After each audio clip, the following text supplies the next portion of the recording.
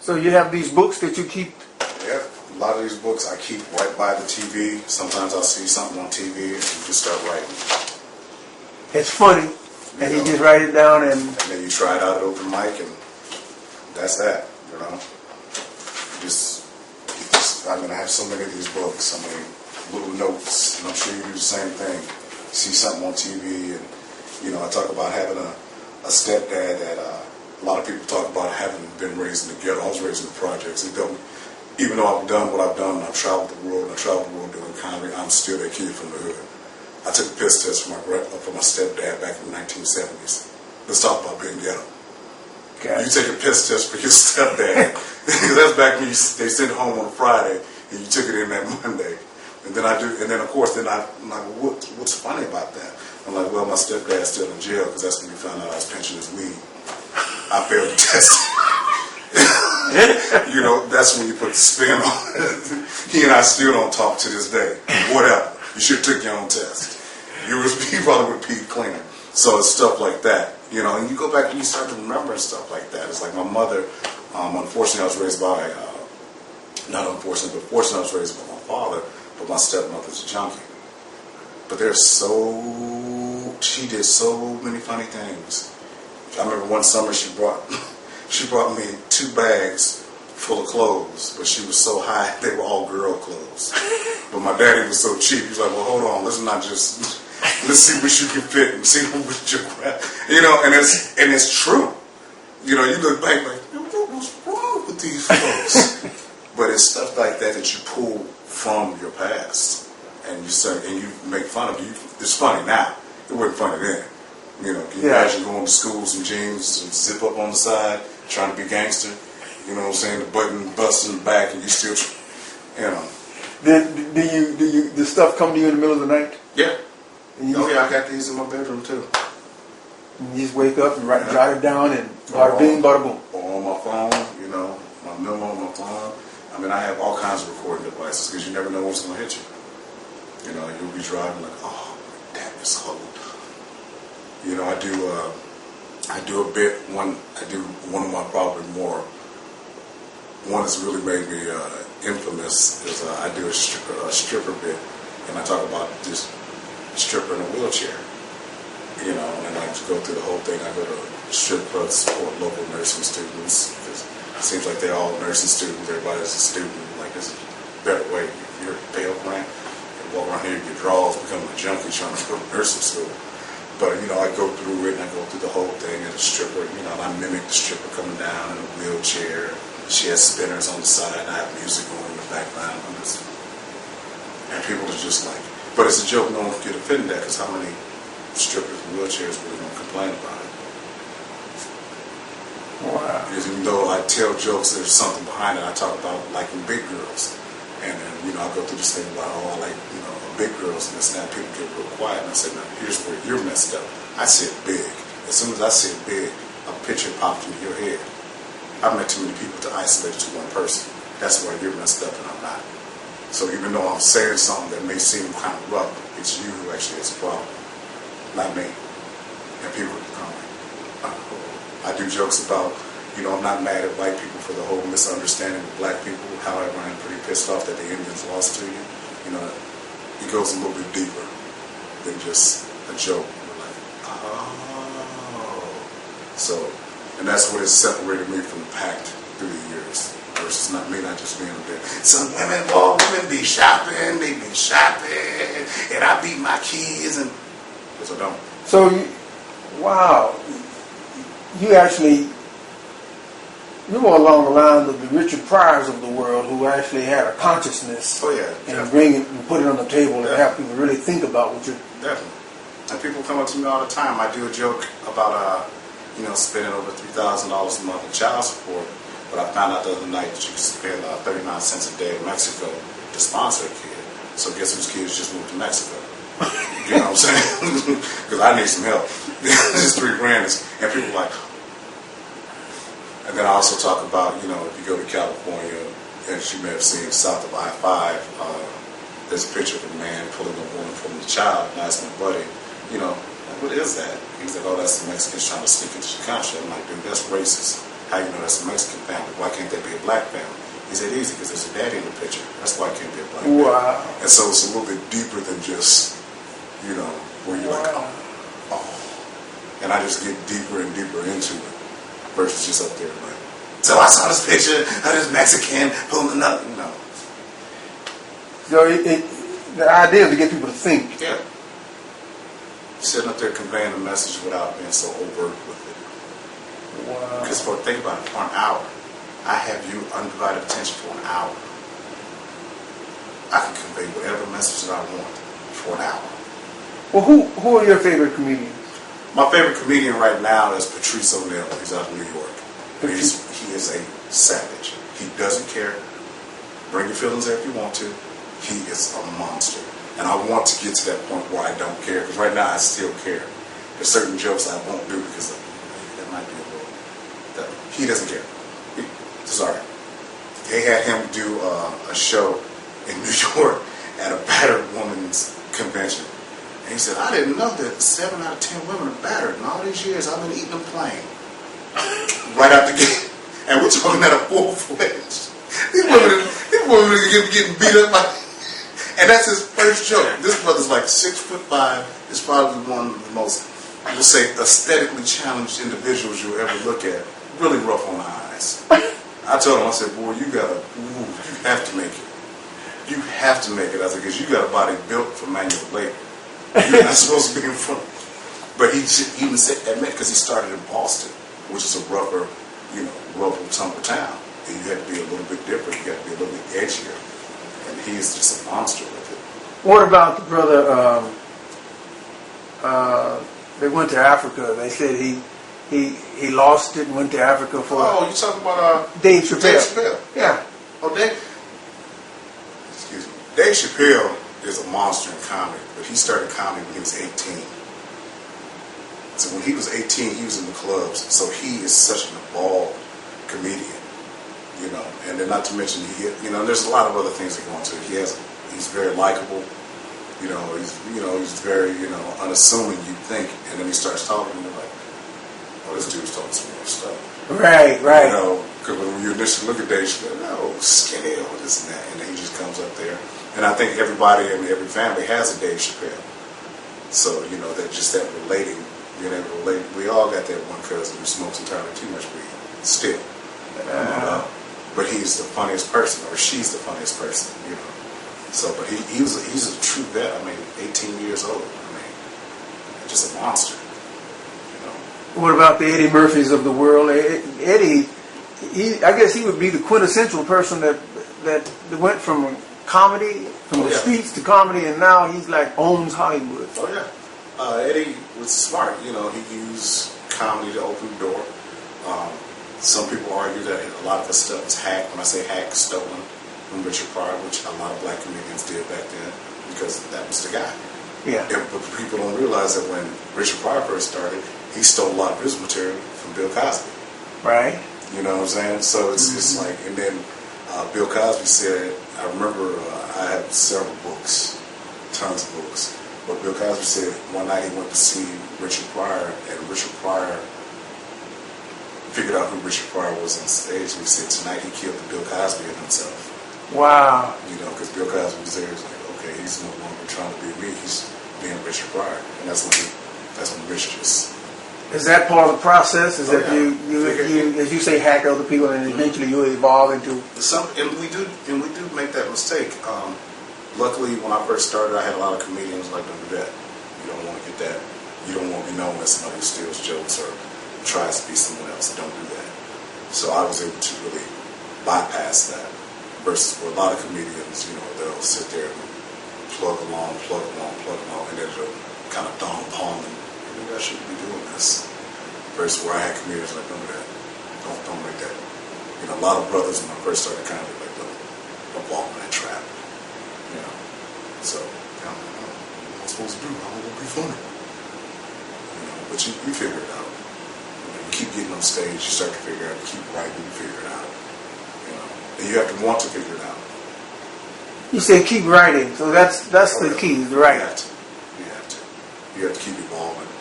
You can't do dated material I did a show with a comedian. He brought up DeLoreans. I'm like, are you talking about the car from the 80s? Back to the Future?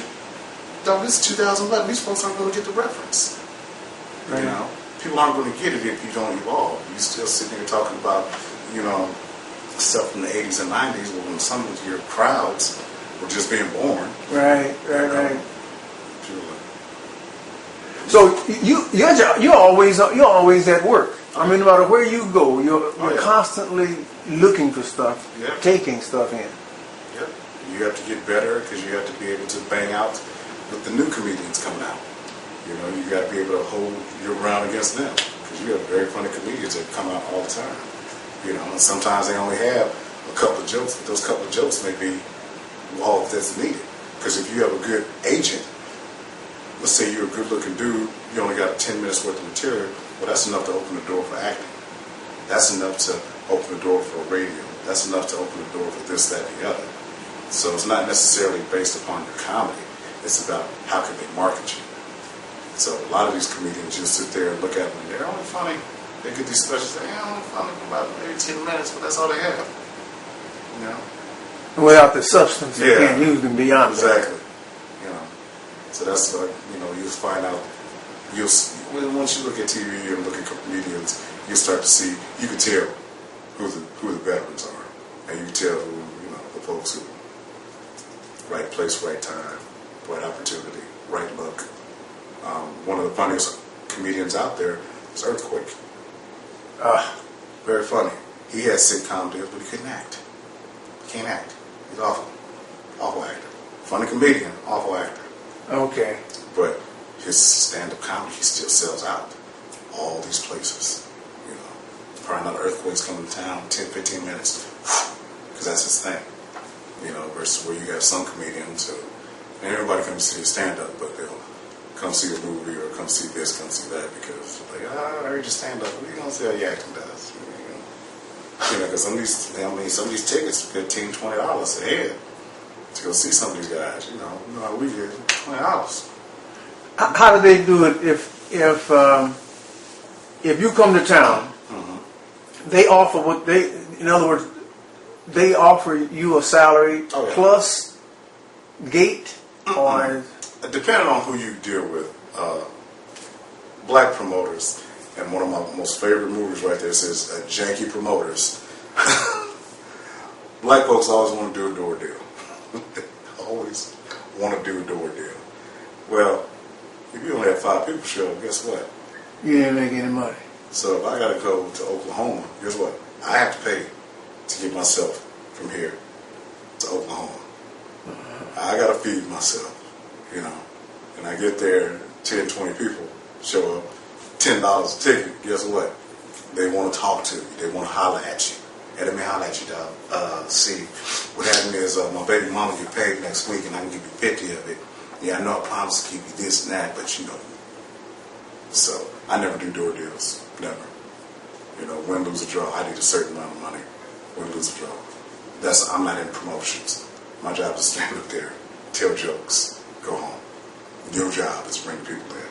It's your job to produce it in a way where people want to come in and see.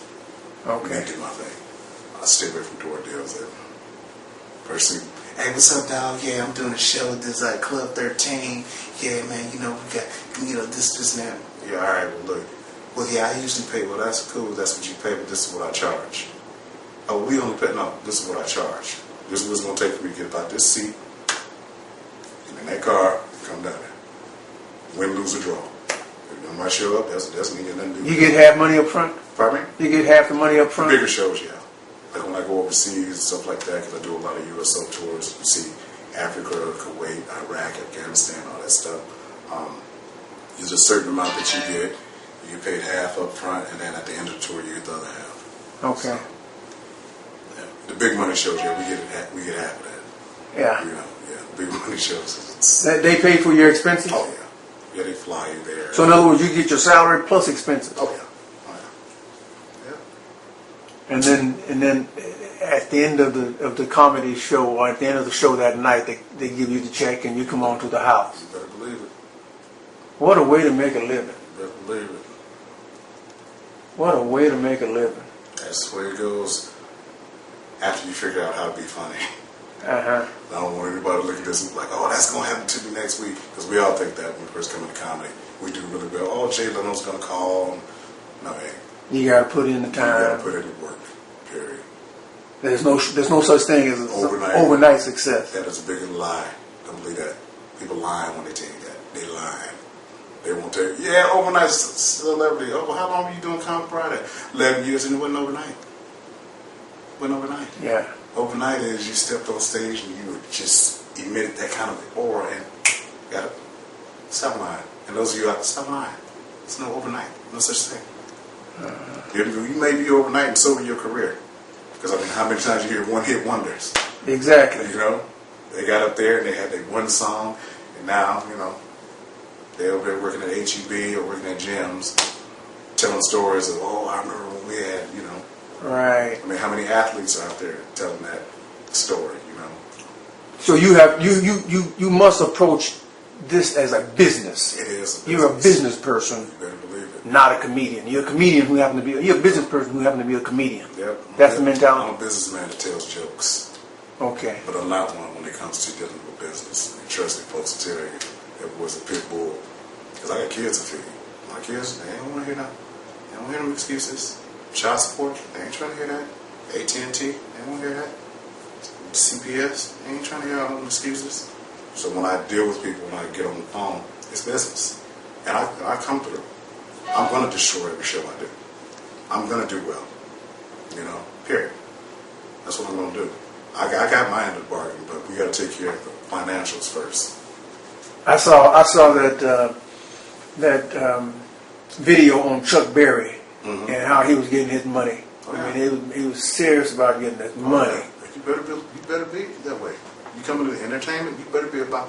You hear a lot of these rappers and stuff talking about being on their grind, and a lot of people before they go into entertainment, if I tell you can say anything or convey any message to you, learn the back office dealings first. Learn the business aspect of it first. Learn why they charge what they charge per ticket. Learn how much a venue costs to rent out. Learn how much a liquor license for the night costs. Learn how much the insurance costs for the night. So you have to look at it from a different perspective. Learn how much those flyers cost. Learn how much this costs. Learn how much it's going to cost to have X amount of people come to circle. You know what I'm saying? Well, learn the business aspect of it first. That way you don't be up there like, what was it, New Edition, when they first came out. They had like the #1 single on earth, and all they got was $500 in the VCR. Because they didn't understand that they were staying in the hotels. Well, they were paying for the hotels. They understand those 3 or 4 tour buses, they were paying for that driver. And that driver got X amount of dollars per day. And that gas cost X amount of dollars per day. And they didn't realize the fine print and all that other stuff. And so when it's time for the checks to come out, it's like...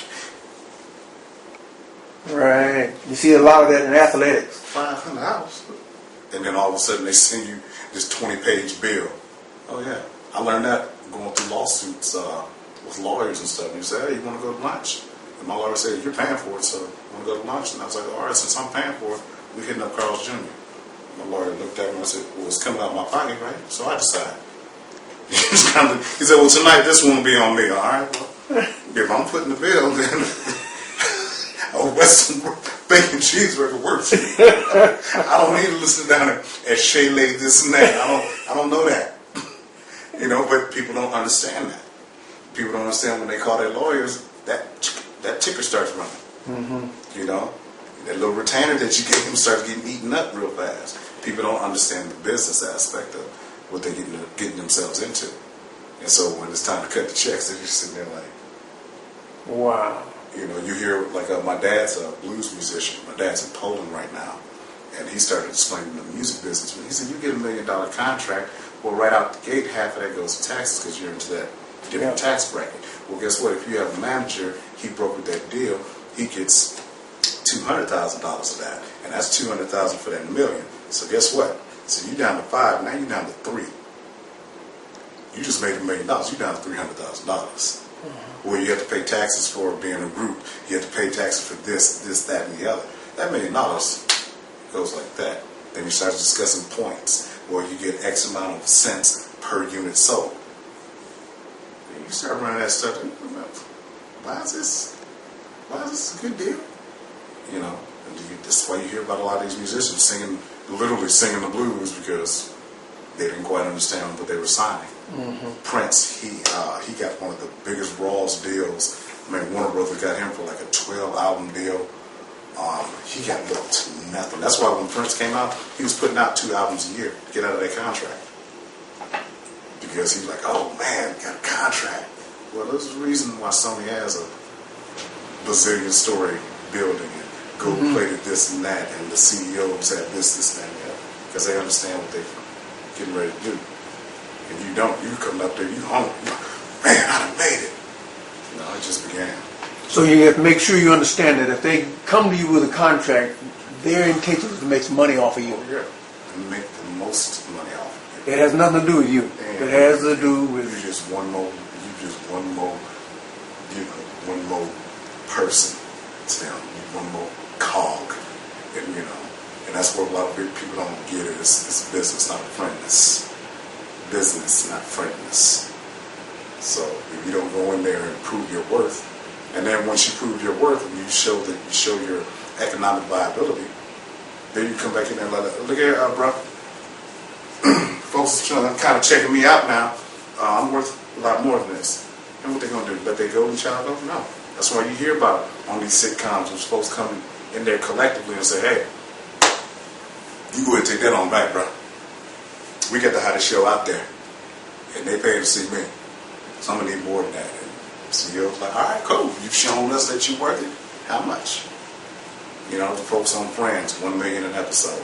I mean, Kelsey Grammer, I think he got up to $2.5 million per episode. I heard. I think it's Gwyneth Paltrow talking about an experience she had with Eddie Murphy at the end of Shrek. She said they were getting ready to make Shrek 2, and she said, we were all happy. They gave us contracts and everything. She said, it's Eddie Murphy that says, no, this ain't enough money. She said Eddie Murphy collected all the contracts, took it in, and got them a lot more money because Eddie understood the business end of it more than they did. Eddie's been in the business since he was in his early 20s. When Paltrow is still new to business. She's only made what she's made to a certain point. Eddie Murphy's the $20 million man per film. There'll be films where, you'll be an Oscar winner. You get $20 million straight out the gate. He ain't got to win an Oscar. That's why I kind of laughed when he got mad about him not winning that little Oscar he was nominated for. I'm like, boy, you've been getting $20 million a film for how many years? I mean, do you really think you're that good of an actor? You know, let's come on back to reality. Do you really think Eddie Murphy is Eddie Murphy in every film? That he still got that same voice, the same facial expressions. And you are not a $20 million actor. Denzel is a $20 million actor. Yeah. You know what I'm saying? Robert De Niro is $20 million. Eddie, stop. But he understands franchise. He understands the business. He understands this, that, and the other. Versus where if you only used to making $2-3 million a film, and they give you 4, you look, man, I came up. Where Eddie's like, you're going to go through some. Okay. Right. And that's where veterans come in handy. And people, willing to teach you the game. Versus where you just take the little scraps. My dad would tell these stories about having gone on the road with the coasters and the spinners when he was starting to really make some money in music. And he said, man, they'll sit there and give me $200, but they're getting $20,000 a show. And he's thinking, man, I done moved up. These used to only getting $50, $60, $90, getting $200 in a hotel. He's like, yeah. And then he finds out, $20,000. Hey, man. Wow. It's just about understanding the game. From a business standpoint. You look at a lot of those groups from back in the day, Earth, Wind, Fire. It's like 1,000 people on stage. And me, I was like, man, you look at what's his name, George Clinton. He had 1,000 people. George got his money and it was like, all right, look here, there you go. Y'all go and do your business. It's just understanding the business. And then you look at people like Sly Stallone today, how sad that is to see. They say he's living in a van or something like that. I saw that. Down the street from the Knights neighborhood. He living in a van down the street from him. It's like, and that's reality road. Folks get caught into, you have vultures out there too that prey on your weaknesses. See, I don't drink, I don't do drugs, so I don't have to worry about stuff like that. You know, I take that back. I drink, but I don't drink where I work. Like if I perform at a club for you, I'm not gonna drink there. You know what I mean? But you have folks that are predators and they see that your star is rising, so they feed you into those vices. You know, once those chemicals take over, it's a wrap. You know, we lost so much great talent, artists, producers, directors, you know, speakers, comedians. So that's what Mike Tyson was talking about when he said that people sucked his blood. Oh yeah. Bloodsuckers, he called them. Yeah. But Mike, you know, he's not the sharpest tool in the shed either, so he didn't really know any better. He thought people really liked him, and he should have known better. You know, he should have learned that from Robin Gibbons. He should have learned that early on. Mike is one of those, you know, again, not the best looking brother in the world, so you have all these people that all of a sudden want to be around you and hear this, that, and the other. They feed on that insecurity, you know. And so he's thinking, oh man, they like me. They like what you can do for them. They can like being able to go to restaurants, go to the front of the line, and everything be free. Who wouldn't? You know, and when the wheel dries up, they move on to the next person, and the next person. You know, you see some of these guys, some of these dudes who you know, you see them with some of these women who you know these women are like, you know, they're from another planet. They're so fine, and they're with this dude's like, really? You think she? If you? Okay, go broke. Start working at McDonald's. And you gotta have enough sense to realize that's what these people are. And if you do it right, you can end up using them more than, you know, they can use you. That's how I was raised when the project kids like, okay, oh really? Oh really? Okay. Bet you won't do that no more. How'd that work out for you? You know, but you have to understand that's what it is. You know, you've only been able to attract fours your whole life. All of a sudden, you got a multi-million-dollar contract. Now you got 10s and 20s. Women that float when they walk. And you think it's you? Come on, bro.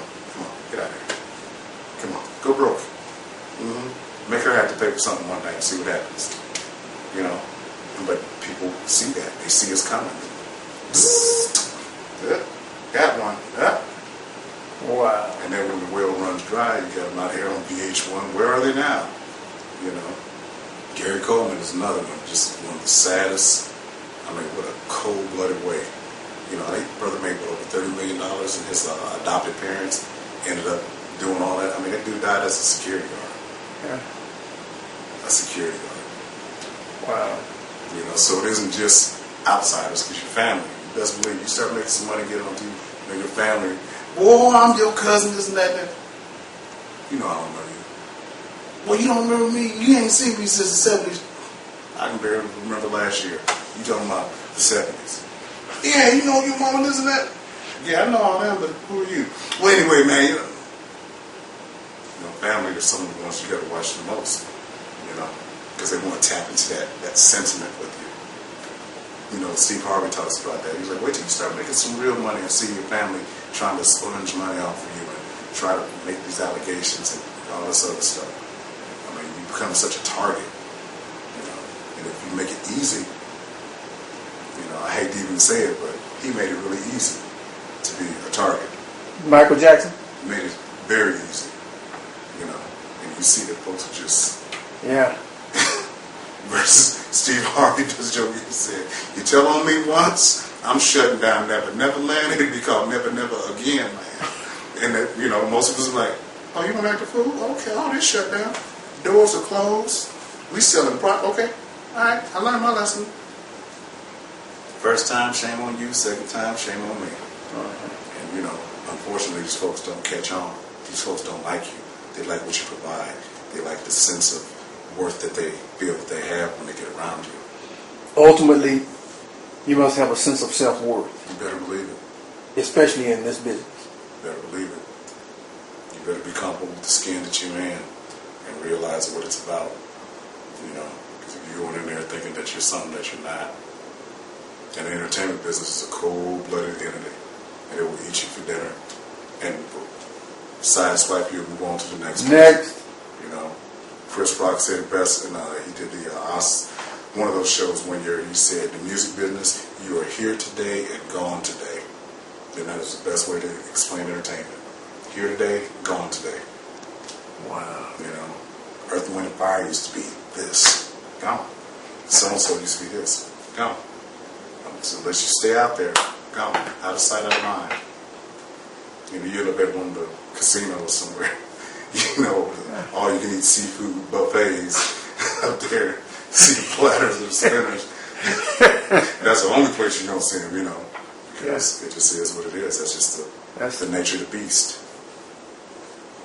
So in closing, we want to make sure that, number one, you know exactly who you are and why you're doing what you're doing. What do you expect out of it? You better believe it. Because we all have expectations when we go into anything. You know, what's your expectation? What do you plan on getting out of it? One, why are you doing it in the first place? You know, why are you deciding to go into whatever? And then, what do you expect from it? And what are you willing to do, and how far are you willing to go to attain that?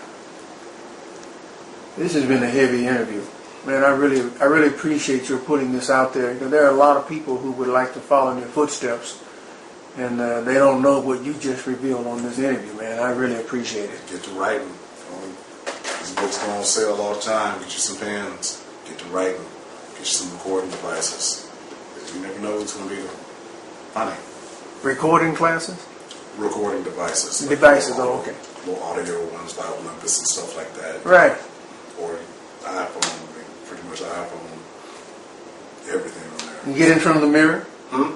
Get in front of the mirror and work? Oh, yeah. Always. All right, well, I'm going to wrap this up. This is Brother BJ. Last name again was? Johnson. Johnson. Yep. Buwana. Buwana Lumumba Johnson. Lumumba Johnson. Rising Star. I appreciate you so much, more than you can ever know how much I appreciate this, because what we're doing is helping people. All right, definitely. Peace, man. Take care.